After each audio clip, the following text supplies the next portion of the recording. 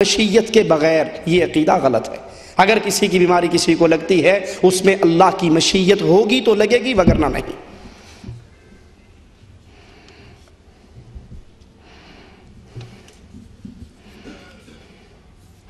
وسیلے کے بارے میں وضاحت کیجئے، وسیلے سے مراد کیا ہے؟ وسیلہ رسول صلی اللہ علیہ وسلم کا مان سکتے ہیں یا نہیں؟ فرمان الہی یا ایھا الذین آمنوا اتقوا اللہ وابتغوا الیہ الوسیلہ۔ دیکھیے، وسیلہ جائز بھی ہے اور ناجائز بھی ہے۔ جائز کیا ہے؟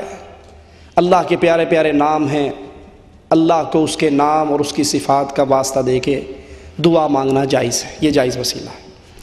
کسی نیک آدمی سے دعا کروانا یہ جائز وسیلہ ہے۔ رسول اللہ صلی اللہ علیہ وسلم جمعہ کا خطبہ ارشاد فرما رہے اور ایک مسلمان داخل ہوا، اللہ کے نبی ہلاک ہو گئے، بارش نہیں ہو رہی، آپ نے وہیں پر ہاتھ اٹھا دیے، اللہ نے بارش برسا دی۔ اگلے جمعے پھر آیا کہ اللہ کے نبی اتنی ہو گئی، راستے بند ہو گئے، مویشی مرنے لگ گئے، آپ نے اللہ سے دعا مانگی، اللہ نے بادلوں کو پھاڑ دیا۔ کسی نیک بزرگ سے، نیک ولی اللہ سے دعا کروانا جس کو آپ جانتے ہیں یہ واقعی نیک ہے، اور نیک ہونے کی پہلی شرط ہے وہ موحد ہو، مشرک نیک نہیں ہوا کرتا۔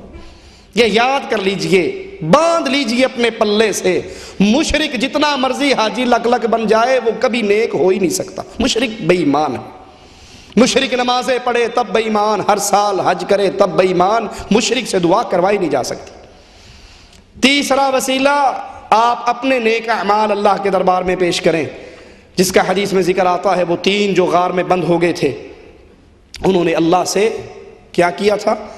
اپنے نیک اعمال اللہ کے دربار میں پیش کیے تھے، اللہ نے پتھر ہٹا دیا، راستہ کھول دیا۔ یہ 3 جائز وسیلے۔ ناجائز وسیلہ کیا ہے؟ واسطہ پنجتن پاک کا، واسطہ حسن و حسین کا، واسطہ مولا علی کا، واسطہ 11ویں والی سرکار کا، واسطہ ہے، وسیلہ ہے رسول اللہ صلی اللہ علیہ وسلم کی ذات کا۔ یہ واسطہ اور وسیلہ ناجائز ہے۔ کیوں؟ اللہ کے قرآن نے اس کی ہمیں کوئی تعلیم نہیں دی، رسول اللہ صلی اللہ علیہ وسلم کے فرمان نے ہمیں اس کی کوئی تعلیم نہیں دی۔ آپ کہو گے جناب آپ تو مانتے نہیں ہیں، وہ آدم علیہ السلام روتے رہے، ان کا چھٹکارا نہیں ہوا جب تک انہوں نے محمد صلی اللہ علیہ وسلم کا واسطہ پیش نہیں کیا۔ واسطہ دیا تو جان چھٹی۔ مولویوں نے یہ پٹیاں بڑی سنائی ہوئی ہیں، طاہر القادری جیسوں نے، کیوں ٹیلی ویژن پر آ کر۔ حالانکہ قرآن کیا کہتا ہے؟ فَتَلَقَّى آدم نے سیکھے اپنے رب سے کلمات، کچھ کلمات، کچھ جملے، کچھ دعائیں، فَتَابَ عَلَيْهِ، اللہ نے ان کی توبہ قبول کر لی۔ اب وہ کلمات بھی آپ کو پتہ ہے، آدم علیہ السلام کی دعا کیا ہے؟ ربنا ظلمنا انفسنا وان لم تغفر لنا وترحمنا۔ اب قرآن کی بات سچی یا مولوی کی بات سچی، فیصلہ آپ کر لیجئے۔ رسول اللہ صلی اللہ علیہ وسلم کی حدیث نے ہمیں یہ تعلیم نہیں دی۔ اللہ کے نبی صلی اللہ علیہ وسلم کے خلیفہ ثانی حضرت عمر بن خطاب رضی اللہ عنہ وارضا، ان کے دور میں قحط ہوتا ہے، حضرت عباس کو لاتے ہیں، وہ اللہ سے دعا کرتے ہیں، عمر ان سے پہلے دعا کرتے ہیں، اللہ جب تک نبی زندہ تھے وہ دعائیں کرتے رہے، اب نبی فوت ہو گئے، اب ہم ان کے چچا کو لائے ہیں، علم، عمل، تقوی، بزرگی میں ہم سے بڑے ہیں، یہ دعا کریں گے۔ ان کو چاہیے تھا فوراً ہی کہتے واسطہ رسول اللہ صلی اللہ علیہ وسلم کا اللہ بارش برسا دے۔ یہ تعلیم نہ قرآن نے دی نہ حدیث نے دی۔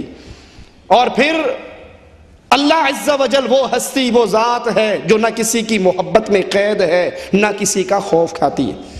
ہم واسطے وسیلے، یہ دنیا کا جھنجھٹ جو ہے یہ کیوں ہوتا ہے؟ وزیر اعظم سے ہم نے کوئی بات منوانی ہے تو MNA کی سفارش کرواتے ہیں، کیوں؟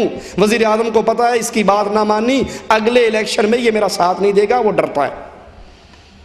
تھانے دار کی بیوی کا فون آ جائے، تھانے دار آپ کا نہ چاہتے ہوئے بھی کام کر دے گا، کیوں؟ کیونکہ وہ اس کی محبت میں مجبور ہے۔ اللہ نہ کسی کی محبت میں مجبور ہے نہ اللہ کسی سے ڈرتا ہے۔ اچھا، ایک مثال دے کے بعد ختم کرتے ہیں۔ اگر کوئی شخص پھر بھی یہ کہے کہ نہیں جی یہ ضروری ہے، تو ہم کہتے ہیں بادشاہ کے دربار میں جانے کے لیے لوگوں نے مثالیں بنائی ہوئی نا، کوٹھے پہ چڑھنا ہے، سیڑھی لگانی پڑے گی، بادشاہ کو ملنا ہے، وزیر پکڑنا پڑے گا۔ ہم کہتے ہیں اللہ اتنا دور نہیں ہے بندے سے جتنا کوٹھا اس فرش سے دور ہے، سیڑھی کی ضرورت پڑتی ہے، اللہ تو شہرت سے بھی زیادہ قریب ہے، مانگو تو صحیح۔ دوسری بات، یہ مثال کہ بادشاہ کو ملنا ہے تو وزیر پکڑنا پڑتا ہے، یہ اللہ کے ساتھ مخلوق کی تشبیہ ہے جو حرام ہے۔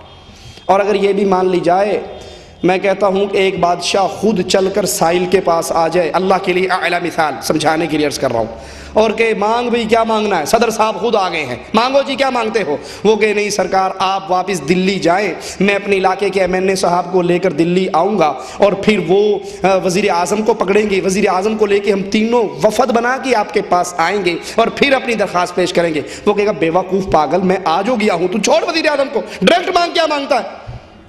عقل مندی کیا ہے؟ درخواست پیش کر دینی چاہیے یا نہیں؟ جی کر دینی چاہیے۔ اللہ کے لیے اعلیٰ مثال سمجھانے کے لیے عرض کرتا ہوں، اللہ کے نبی صلی اللہ علیہ وسلم فرماتے ہیں ہر آخری رات میں مالک عز و جل اپنے عرش سے آسمان دنیا پہ نزول کرتا ہے جیسے اس کی شان کو لائق ہے، اور آواز دینے والا آواز دیتا ہے، کوئی ہے بیمار شفا مانگ لے میں دے دیتا ہوں، کوئی رزق کی تنگی کا سوالی ہے میں اس کی رزق میں فراخی کر دیتا ہوں۔ ہم سارے اس وقت سوئے ہوئے ہوتے ہیں اور صبح اٹھ کر کیا جھوٹ بولتے ہیں، ساڑی سندا نہیں اینا دی موڑدا نہیں، تو نے تو خود نہیں سنائی، وہ تو سنتا ہے۔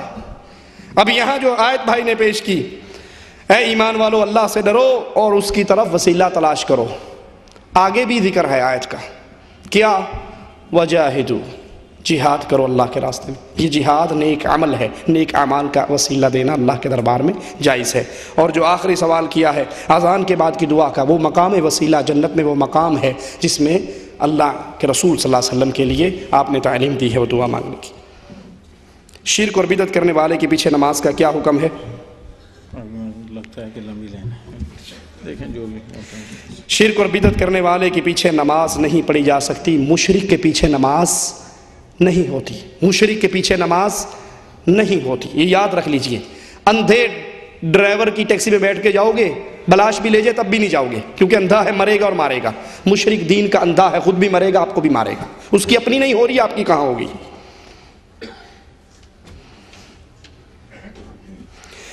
آفس میں کام کی جگہ پر جو نماز پڑھنے کی جگہ بنی ہے وہ اور مسجد میں نماز پڑھنے کا اجر میں فرق ہے؟ بالکل فرق ہے۔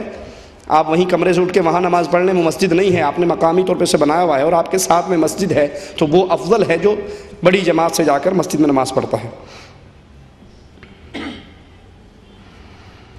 آج کل قادیانی احمدی ٹی وی پر یہ بہت بحث ہو رہی ہے کہ عیسیٰ ابن مریم فوت ہو گئے، برائے کرم تفصیل سے جواب دیں۔ یہ بھائی تفصیل تو پورا 1 گھنٹے کا درس ہے یہ، بہرحال ان کی یہ بات غلط ہے۔ قرآن فرمات میں اللہ عز و جل کا فرمان موجود ہے کہ اللہ نے ان کو اٹھا لیا، اور رسول اللہ صلی اللہ علیہ وسلم کی حدیث موجود ہے کہ وہ قیامت کی نشانیوں میں سے ہیں اور قیامت سے پہلے وہ دوبارہ نزول فرمائیں گے۔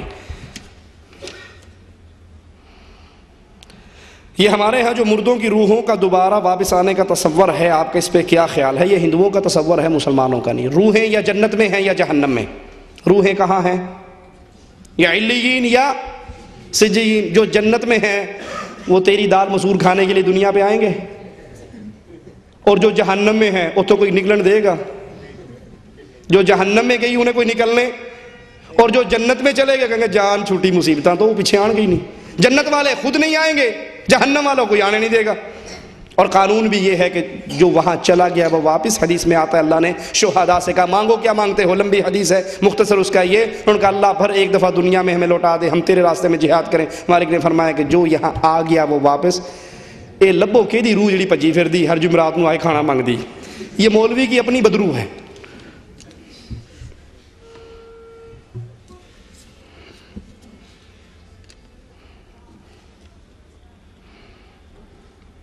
کیا عورت جوڑا باندھ کر وضو کر سکتی ہے، نماز ہو جاتی ہے؟ جوڑے سے مراد اگر وہ بال اوپر یہاں اونٹ کی کوہان کی طرح جو بناتے ہیں تو اس سے اللہ کے رسول صلی اللہ علیہ وسلم نے ایسا جوڑا بنانے سے منع کیا ہے۔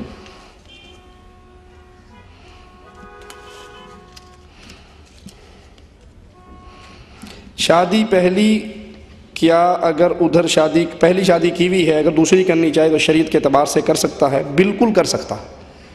ایک شادی آپ نے کر لی، آپ کو شریعت اجازت دیتی ہے کہ دوسری کرو، تیسری کرو، چوتھی کرو، لیکن انصاف کا دامن ہاتھ سے نہ چھوٹے۔